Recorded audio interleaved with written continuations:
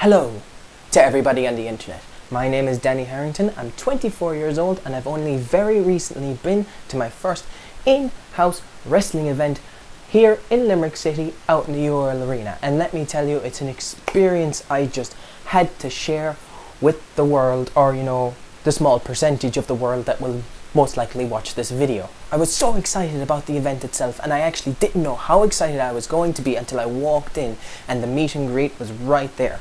The line was like that long to the meet and greet. It was so quick just to walk up and meet these superstars, and I actually got myself a few autographs.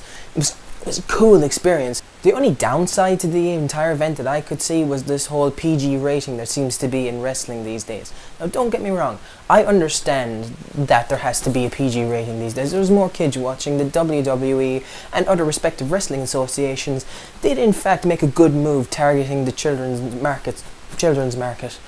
They needed a new influx of fans, etc, etc, but it kind of takes away from the experience of a live show. The very first 2 or 3 matches felt like they were just going through the paces, doing the routine for the show.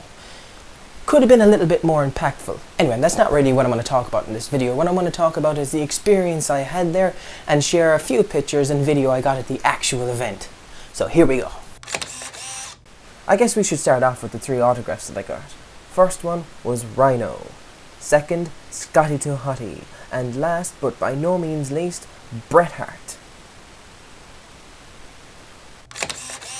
When I walked into the arena, this is what I was greeted with. Not exactly WWE, but trust me, it did the job. This is a picture of the setup to the very first high-flying move I was going to see, and because I was concentrating so much on getting the picture, I missed the impact at the end. A not so flattering shot of Scotty 2 Hottie in the middle of his match. But he did make a comeback from this.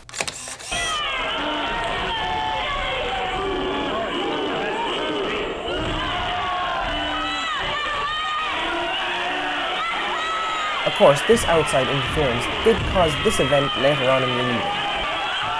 But we'll get back to that a little bit later. When it came to wrestlers I didn't previously already know from somewhere else, I didn't really catch many names, but I made sure I caught the names of these 2 guys, Justin Shape and Phil the Burn. I love the way in wrestling guys can get away with names like that. This was the only tag team match of the event, and for some reason I found it the most entertaining match of the evening. And the main event, the cage match. Now, unlike WWE, this cage didn't come from the ceiling. They actually had to bring it out from the back and put it around the ring. But it worked out. It was a good match to end the evening with, and it was nice to see a title match. Both men fought a good fight, but at the end, it ended exactly like this.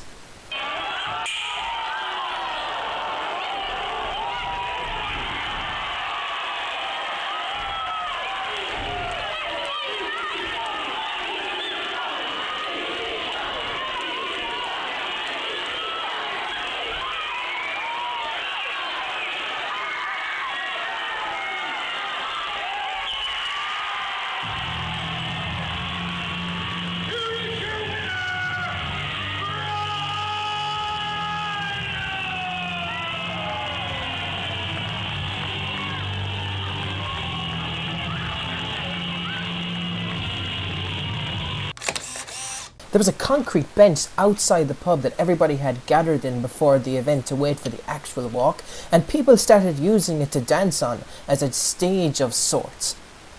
It ended up being quite entertaining,